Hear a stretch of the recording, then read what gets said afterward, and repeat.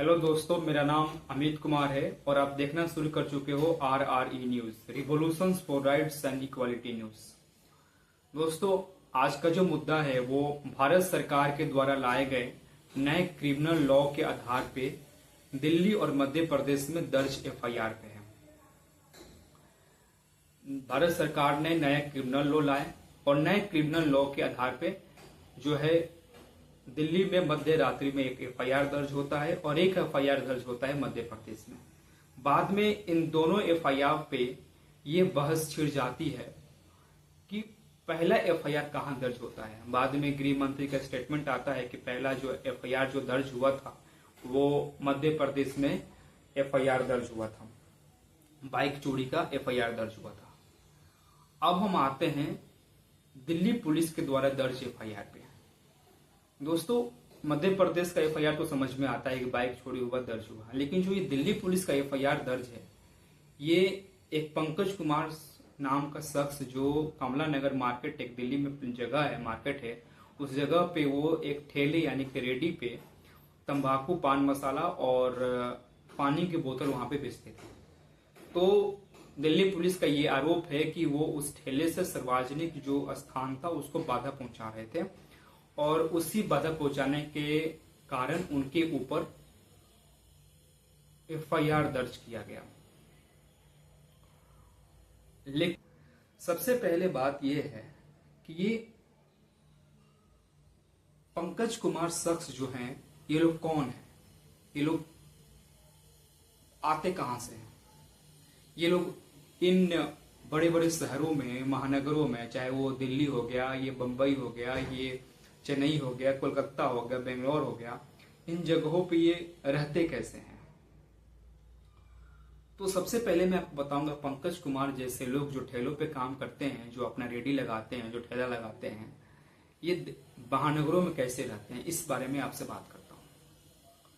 तो पंकज कुमार जैसे लोग, जैसे करोड़ों लोग इस भारतवर्ष में, इन महानगरों में एक छोटी से कमरे में, जिस कमरे में कोई खिड़की नहीं होता हो, जिस कमरे में एक कॉमन सा बाथरूम रहता है, जिस बाथरूम को पूरे बिल्डिंग के लोग इस्तेमाल करते हैं, उसी एक छोटे से कमरे में वो खाना बनाते हैं। किचन टाइप का कमरा होता है। उसी कमरे में कम से कम 5-6, कभी कभी 10-10 लोग भी उस कमरे में रहते हैं। जिस बस्तियों में ये लोग रहते हैं, उस बस्तियों में मतलब कह सकते हैं कि काफी वो गंदी बस्तियां होती है। उसमें खुले में कचरा फेंका होता है, उसमें खुले में नाले बह रहे होते हैं, उस बस्तियों से बदबू आ रहे होते हैं,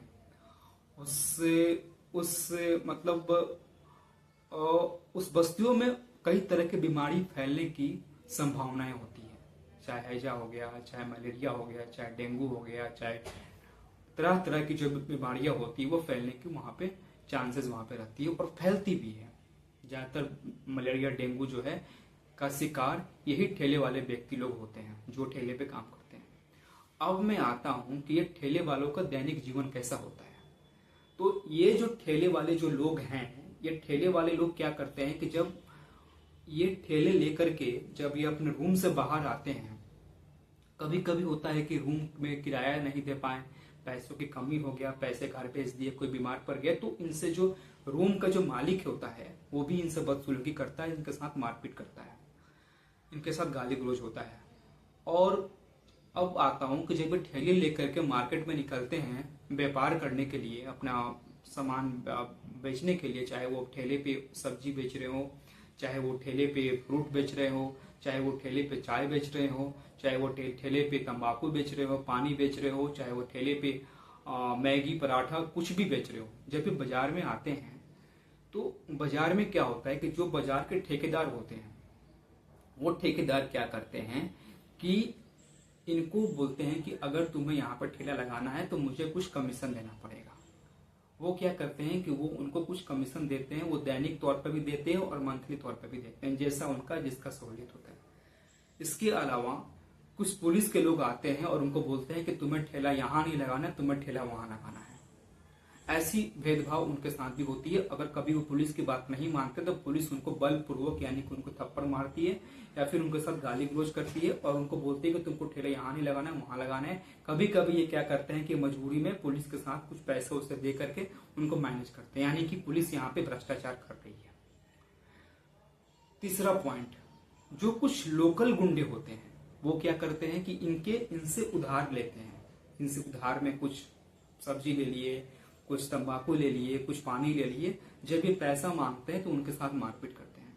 कभी कभी उधार ले या ना ले लोकल गुंडे वो क्या करते हैं कि वो उनके साथ लड़ाई झगड़े करते हैं कि तुम्हें जो है अगर यहाँ पे सामान बेचना है तो मुझे कुछ पैसा देना पड़ेगा। अगर वो नहीं देते हैं तो उनके ठेले को पलट दिया जाता है। आपने देखा होगा कि कई सारे सोशल मीडिया पे कभी किसी पुलिस वाले ने किसी ठेला को गिरा दिया, उसकी पूरे की पूरे सब्जी को नष्ट कर दिया। कभी किसी गुंडे बदमाश ने जो है उस ठेले को जो है पलट दिया, उसके ठेले को तोड़ दिया गया, वो बेचारा बैठ करके रोड पे रो रहा है। तो ये परिस्थितियां झेलते हैं जो ठेलों पे पंकज कुमार के जैसे लोग जो ठेलों पे काम करते हैं, जो ठेलों पे अपने स्वरोजगार करते हैं। फिर हम बात करते हैं थोड़ी भारत के संविधान की। भारत का संविधान इस देश के हर व्यक्ति को गरिमापूर्ण जीवन देने का अधिकार देता है। ये सबसे महत्वपूर्ण शब्द है गरिमा। गरिमा के बिना इंसान की कल्पना नहीं की जा सकती। इसी गरिमा के लिए हमारे स्वतंत्रता सेनानियों ने अंग्रेजों से लड़ाई किया था। इसलिए गरिमा शब्द बहुत इंपॉर्टेंट है, अधिकार शब्द बहुत इंपॉर्टेंट है। तो अब बात करते हैं कि इन ठेले वालों व्यक्तियों के करोड़ों व्यक्ति जो भारत में ठेला लगाते हैं, क्या इनकी अपनी कोई गरिमा नहीं होती है? क्या इनकी कोई अपना अधिकार नहीं होता है? ये कौन है? क्या ये भारत के नागरिक नहीं है? ये क्या किसी दूसरे देश से आए हैं? ये भी तो भारत के नागरिक हैं। ये भी तो इस देश में टैक्स भरते हैं। ये भी तो इस देश के विकास में कंट्रीब्यूट करते हैं। ये भी तो इस देश के विकास में योगदान करते हैं।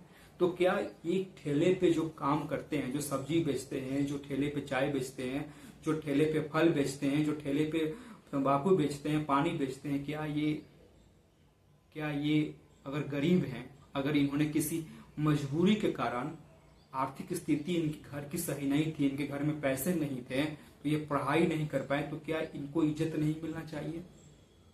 क्या इनको सम्मान नहीं मिलना चाहिए? क्या इनकी गरिमा की रक्षा नहीं होनी चाहिए? अगर ये कम पढ़े लिखे हैं तो क्या इनकी गरिमा की रक्षा नहीं होनी चाहिए? इनके अधिकारों की रक्षा नहीं होनी चाहिए? अब मैं बात आता हूं, इस बात पे करता हूं, मैं इस बात पे आता हूं कि इन सारी परिस्थितियों के होने के बावजूद भी ये हमारे जो पंकज कुमार जैसे लोग हैं, ठेले पे काम करने वाले, आंख मूंद के क्यों रहते हैं? ये अपना सर झुकाए क्यों रहते हैं? ये क्यों नहीं किसी से अपने अधिकारों की बात करते हैं? ये क्यों नहीं किसी से अपनी गरिमा के बारे में बात करते हैं? ये अपनी गरिमा को, ये अपने अधिकारों को साइड में रख करके क्यों काम करते हैं? तो मैं आपको ले चलता हूं पंकज कुमार जैसे करोड़ों युवाओं के गांवों में। ये पंकज कुमार कौन है, कहां से आया है? ये पंकज कुमार उस गांव में पैदा होता है, उस गांव में रहता है जिस गांव में ना शिक्षा की उचित व्यवस्था होती है, जिस गांव में ना स्वास्थ्य की उचित व्यवस्था होती है, जिसके गांव में ना बिजली होता है, जिस गांव में ना रोड होता है, उस गांव में ये पंकज कुमार पैदा होता है। उस गांव में इसका माता पिता के पास मुश्किल से 1 या 2 कट्ठे में जमीन होता है और बाकी गांव का जो दबंग व्यक्ति होता है, जो ताकतवर व्यक्ति होता है, उसके पास कई सारे बीघों में जमीन होता है। ये पंकज कुमार के माता पिता अगर उनके घर में कोई बीमारी होती है, अगर घर में उनको कोई किसी भी तरह का कोई भी कार्य पड़ता है, ये क्या करते हैं कि वो उन्हीं दबंग व्यक्तियों से, उन्हीं गांव के मजबूत व्यक्तियों से कुछ ब्याज के दर पे वो पैसा लेते हैं कि ब्याज में आप कुछ मुझे कर्ज दो और ब्याज के साथ मैं आपको सधा दूंगा। वो कभी कभी खेती कर लेते हैं, कभी कुछ छोटा मोटा स्वरोजगार कर लेते हैं, कभी खेती डूब गया, कभी स्वरोजगार डूब गया। इन सारे परिस्थितियों में उनका बच्चा जो है पलता है। जब और ये पंकज कुमार के जैसे युवा जब बड़ा होते हैं तब वो अपनी घर की परिस्थितियों को देखते हैं कि हमारे माता पिता को ये दुख हो रहा है और हम जो है इस परिस्थितियों में जो है हमारा परिवार चल रहा है। वो क्या करता है कि वो एक ट्रेन का टिकट लेता है जनरल बोगी का, वो अपने गांव के निकटतम स्टेशन से ट्रेन पकड़ता है और ट्रेन के जनरल डिब्बों में धक्का खाते हुए शहरों का रुख करता है पैसा कमाने के लिए। वो जब पैसा कमाने के लिए जब शहरों का रुख करता है तो जब शहरों में आता है तो उसका ये इन सारे के सारे परिस्थितियों के साथ उसका सामना होता है। उसके पास कोई ऑप्शन नहीं है। अगर वो घर भी जाएगा तो घर के लोग उससे उम्मीद किए बैठे हैं कि उसका लड़का जो है कमाने गया है तो कुछ दो पैसा ला करके हमें देगा। इन सारे परिस्थितियों के बाद वो अपना सब कुछ, अपना इज्जत, अपना सम्मान, अपना आत्मसम्मान सब कुछ साइड में रख करके अपना सर नीचे करके वो ठेले पे काम करता है। वो पंकज कुमार के जैसे युवा ठेला लगाते हैं या फिर कोई भी अपना काम स्वरोजगार करते हैं आंख मूंद करके। जब ये बीमार पड़ते हैं तो इनके पास कोई ऑप्शन नहीं होता है। ये जो पैसा कमाए होते हैं उसी पैसों से अपना इलाज कराते हैं या फिर वापस घर चले जाते हैं। इनकी जीवन जो है, इनकी परिस्थितियां जो है ये ऐसी है। ये इन परिस्थितियों में जो है अपनी जिंदगी को जीते हैं। इनके लिए अधिकार, इनके लिए गरिमा एक नए शब्द है। इनके लिए कोई मायने नहीं रखता है क्योंकि इनको अपना पेट पालना है। लेकिन अब मैं सवाल दिल्ली पुलिस से कर रहा हूं, अब मैं सवाल इस भारत के पुलिस से कर रहा हूं कि भारत के पुलिस मुझे ये बताए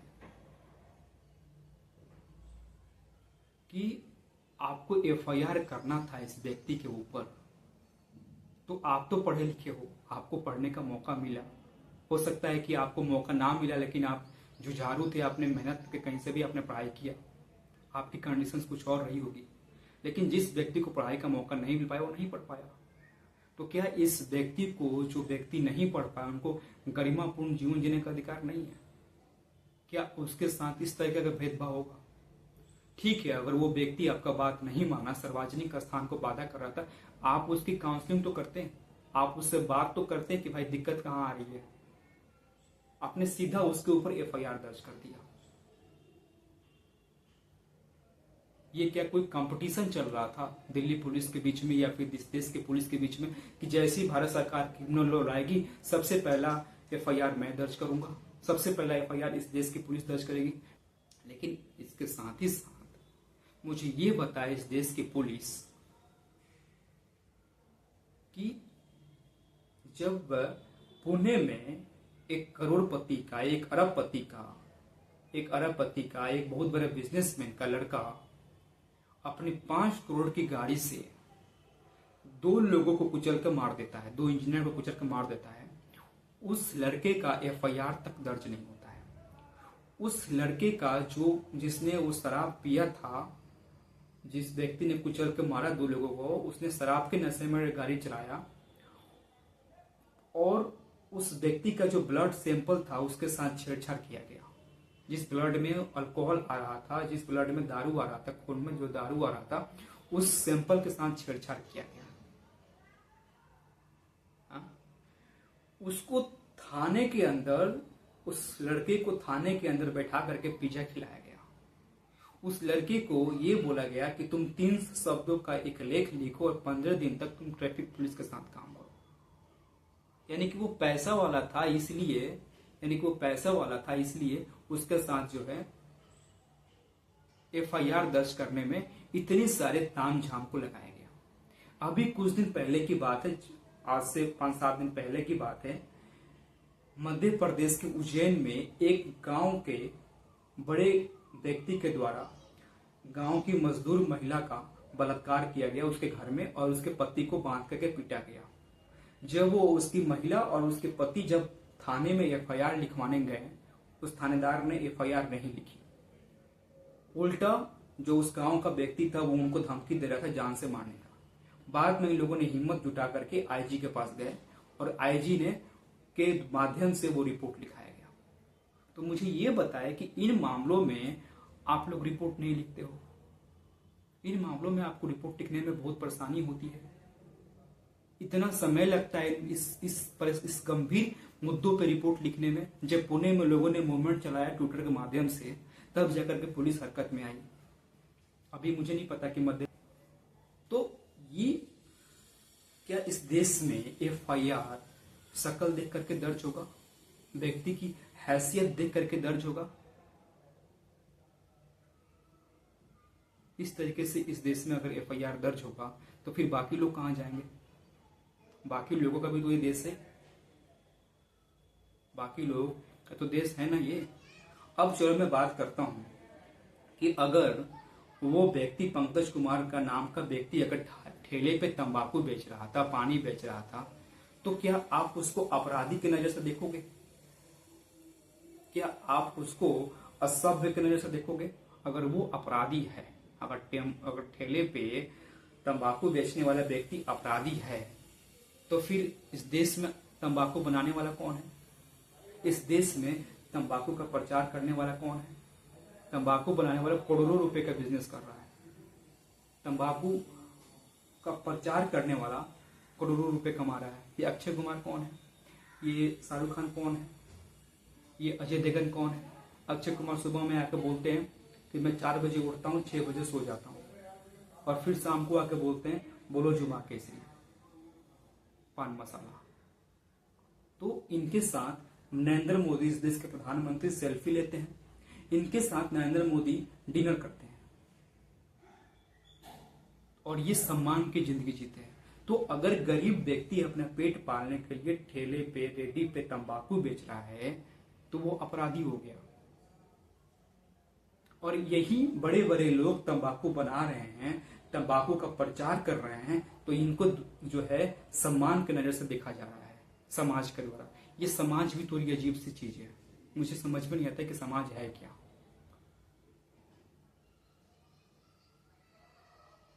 इनके साथ इतनी भेदभाव क्यों होती है? सरकार है, जो सरकार अभी जो है वर्तमान में जो सरकार जो है चल रही है, जब पंकज कुमार जैसे युवा की उम्र क्या है? 23 साल का वो व्यक्ति है। जिस पंकज कुमार युवा को किसी यूनिवर्सिटी में होना चाहिए था, किसी कॉलेज में होना चाहिए था, किसी इंस्टीट्यूशन में होना चाहिए था, वो पंकज कुमार किसी ठेले पे तंबाकू बेच रहा है। वो पंकज कुमार किसी ठेले पे तंबाकू बेच रहा है, पानी की बोतल बेच रहा है। इसके जिम्मेदार कौन है? इसका जिम्मेदार कौन है? मैं आज इस देश के सांसदों से पूछ रहा हूं, मैं आज इस देश के राजनेताओं से पूछ रहा हूं, मैं इस देश के आज मीडिया से भी पूछ रहा हूं कि इसका जिम्मेदार कौन है? इसके जिम्मेदार क्या नेहरू हैं? इसके जिम्मेदार क्या नरेंद्र मोदी हैं? कौन है? नरेंद्र मोदी को आए हुए सत्ता में 10 साल हो गए। 2014 में आए थे, आज ये 2024 चल रहा है। पंकज कुमार जो एक युवा है, जो ठेले पर तंबाकू बेच रहा है, उस पंकज कुमार का उम्र जो है, उस पंकज कुमार का उम्र 23 साल है। यानी कि जब वो 13 साल का था तब नरेंद्र मोदी सत्ता में आए थे, और 10 साल गुजर गए। 13 साल का युवा किसी यूनिवर्सिटी, किसी कॉलेज में होने के बजाय वो 13 साल का युवा आज ठेले पे तंबाकू बेच रहा है। अब कैसे विश्वास किया जाए? किसका साथ लिया नरेंद्र मोदी जी ने? किसका विश्वास लिया और किसका विकास कराया? ये इस देश की जनता तय करेगी। अगर इस देश में अडानी का विकास हुआ, अगर इस देश में अंबानी का विकास हुआ, तो इस देश में पंकज कुमार जैसे युवाओं का भी तो विकास होना चाहिए था। वो तो वही रह गए, वही पुलिस की लाठी खा रहे हैं, गुंडों से मार खा रहे हैं, ठेले पे सामान बेच रहे हैं, अपने परिवार का पेट पाल रहे हैं। तो विकास कहाँ होगा? आपने सबका साथ तो लिया, चलो ठीक है, आपने 2014 में सबका साथ लिया, 19 में सबका साथ लिया, लेकिन विकास कहाँ होगा सबका?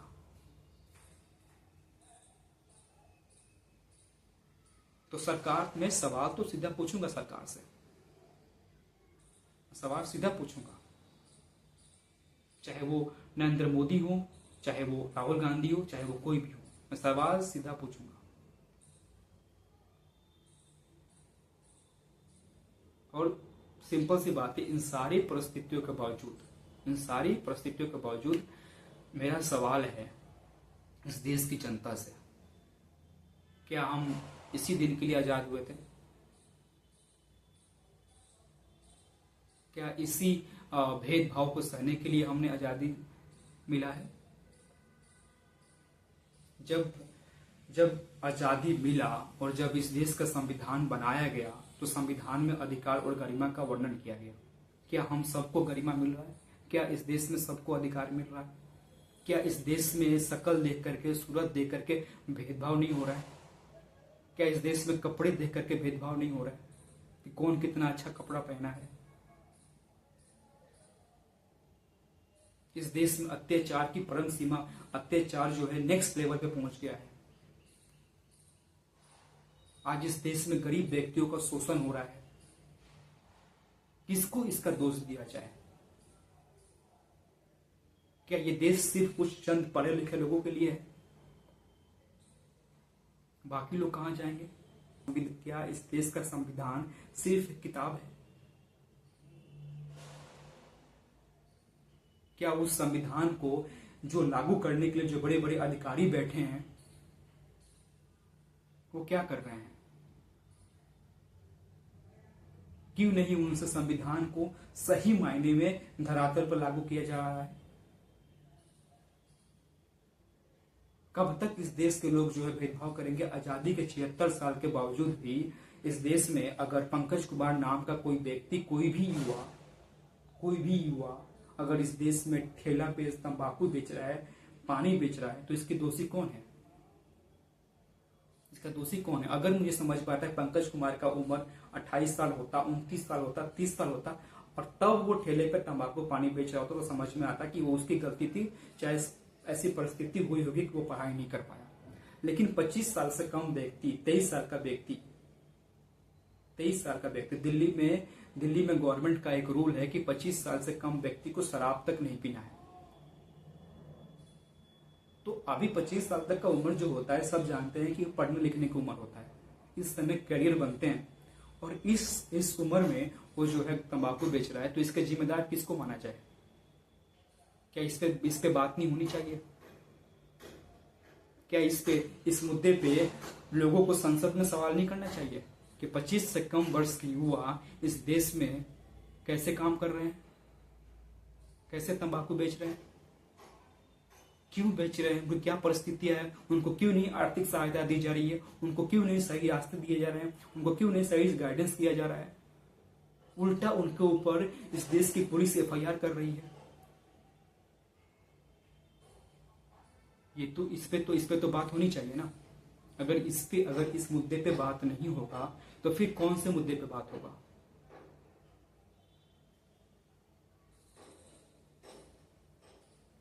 दिल्ली पुलिस ने कल जो FIR किया, मैं उसको किसी भी तरीके से मैं व्यक्तिगत तौर पे समर्थन नहीं करता हूं। ये गरीबों का शोषण है, जो अपना पेट पालते हैं, ये किसी के पेट पे लात मारने के बराबर है। आप ऐसे लोगों का आप सहानुभूति से समझाने का आप कोशिश कर सकते हो, वो लोग जरूर समझेंगे अगर आप समझाना चाहो तो। इसलिए मेरा सवाल जनता से है, जनता डिसाइड करे, जनता तय करे कि ये देश किस आकार में ढल रहा है, ये देश किस रास्ते पे जा रहा है। ये काम जनता का है, ये काम जनता डिसाइड करे। धन्यवाद।